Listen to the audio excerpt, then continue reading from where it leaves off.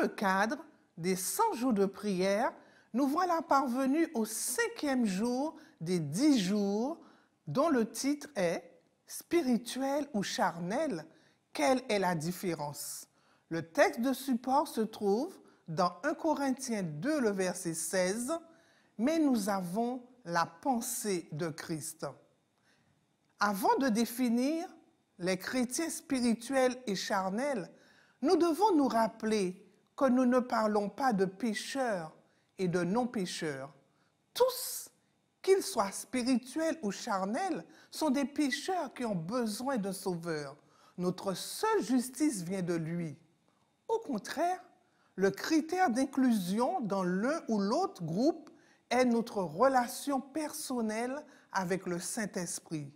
Dieu déclare que nous ne pouvons pas rompre notre relation avec le Saint-Esprit sans endommager notre lien avec le ciel. Ellen White soutient, c'est par l'Esprit que Dieu agit sur le cœur. Rejeter l'Esprit, c'est obstruer l'unique canal par lequel Dieu peut communiquer avec nous. Nous pouvons le lire dans Jésus-Christ, page 311. Et cela vaut la peine de le répéter. La seule personne que je devrais évaluer comme spirituelle ou charnelle, c'est moi-même.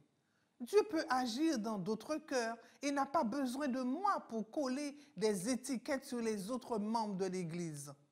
La bonne nouvelle est que si je suis déçu par ce qu'il révèle dans mon cœur, il peut me changer dès aujourd'hui. Le membre d'Église spirituelle, la personne spirituelle est un chrétien résolument converti. Bien qu'on est pécheur, il est appelé spirituel parce qu'il entretient une relation vivante et croissante avec le Saint-Esprit. L'apôtre Paul écrit, « Mais celui qui est spirituel juge de tout, et pourtant lui-même n'est jugé à juste titre par personne. Car qui a connu la pensée du Seigneur pour l'instruire? Mais nous avons la pensée de l'Esprit de Christ. » Ceci se trouve dans 1 Corinthiens 2, les versets 15 à 16. Jésus est le centre de la vie spirituelle de l'individu. Il règne dans son cœur et détermine ses priorités. La personne spirituelle est complètement engagée envers Jésus et demande continuellement le Saint-Esprit. Nous pouvons le lire dans Luc 11, le verset 13. Dans le contexte de la Odyssée, la personne spirituelle pourrait être caractérisée comme bouillant. Nous pouvons le lire dans Apocalypse 3, le verset 15. Dans la parabole aussi des 10 vierges, elle pourrait être identifiée aux sages. Et nous pouvons lire cette parabole dans Matthieu 25, les versets 2 à 4. Celui qui est spirituel fait l'expérience de la vie plus abondante et est rempli de toute plénitude de Dieu. Nous pouvons lire ceci, cette affirmation, dans Éphésiens 3, le verset 19. Il se réjouit d'avoir été sauvé par la foi. Lisons-le dans Éphésiens 2, le verset 8. Bien que la personne spirituelle soit confrontée à des revers et à des tentations, elle fixe ses yeux sur Jésus. Le membre d'église charnelle, c'est une personne en fait charnelle peut avoir une relation fictive ou morcelée avec Dieu. Elle peut être discrètement indifférente au Saint-Esprit ou même ouvertement rebelle. Voici ce qu'en dit l'apôtre Paul. « Et moi, frères, je ne pouvais pas vous parler comme à des gens spirituels, mais comme à des gens charnels, comme à des enfants en Christ. Je vous ai nourri du lait et non de la nourriture solide, car jusqu'à présent, vous n'avez pas pu le recevoir.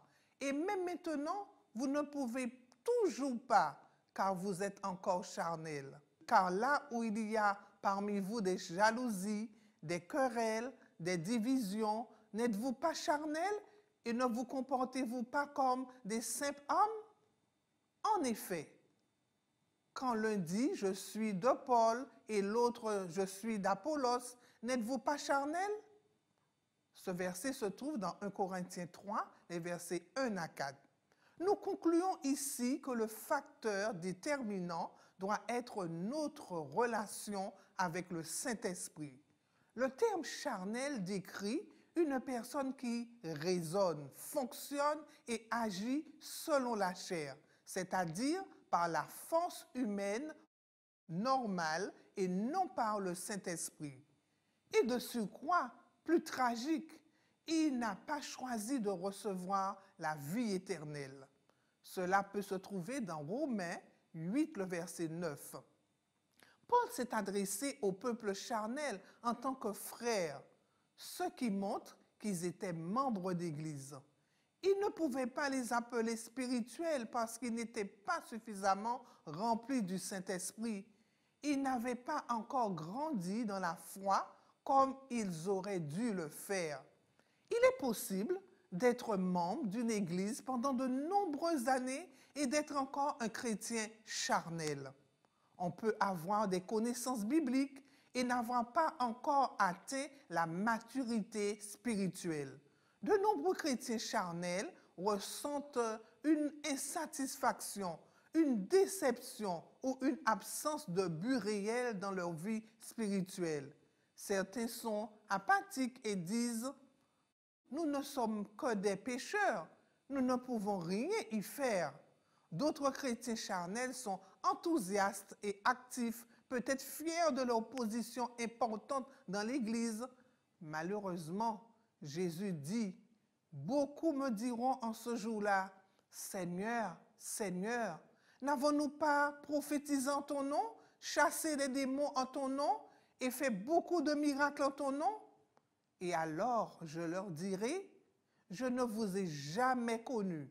Retirez-vous de moi, vous qui commettez l'iniquité. » Nous pouvons le lire dans Matthieu 7, le versets 22 et 23. Mais quel est le problème? Ils n'avaient aucune relation personnelle avec Jésus et aucun lien vivant avec le Saint-Esprit. Si vous trouvez que vous êtes un chrétien charnel en ce moment, prenez courage. Vous avez la possibilité de commencer une nouvelle vie dès maintenant. De nombreux chrétiens charnels sont dans cette situation sans le savoir. Et vous priez peut-être déjà pour une expérience de foi plus profonde. Jésus désire que votre joie soit complète. C'est Jean 15, le verset 11 qui nous le dit.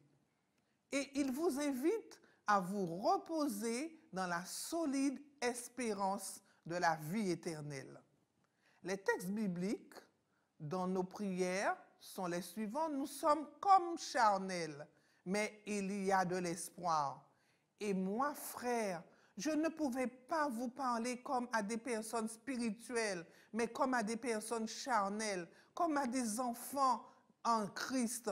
Je vous ai nourri avec du lait et non de la nourriture solide, car vous n'avez pas pu recevoir et même maintenant, vous êtes encore charnels.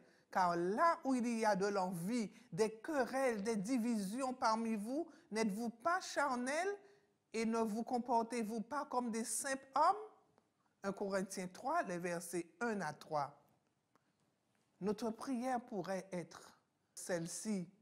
Cher Seigneur, nous relevons que ce texte biblique inclut l'adverbe « encore », ce qui laisse entendre qu'il y a un espoir de changement. Et nous te remercions, car c'est par toi, avec toi et en toi que notre espoir se fonde. Le renouveau est possible et nous n'avons pas à rester dans cette situation. Nous voulons que tu nous transformes aujourd'hui.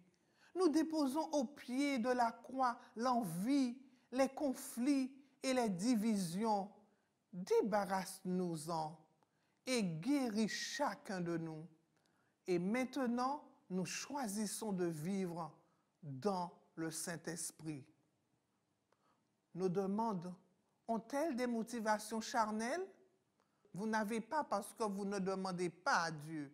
Quand vous demandez, vous ne recevez pas parce que vous demandez avec des mauvais motifs, afin que vous dépensiez ce que vous obtenez pour des plaisirs. C'est Jacques 4, le verset 2 et 3 qui nous le dit. Père, la pauvreté spirituelle qui nous caractérise engendre l'absence de nos requêtes ou la piètre qualité de celles-ci, voire même les mobiles égoïstes des faiblesses humaines qui sont les nôtres. Galvanise-nous et ranime nos cœurs et nos prières. En somme, guide-nous par l'Esprit Saint.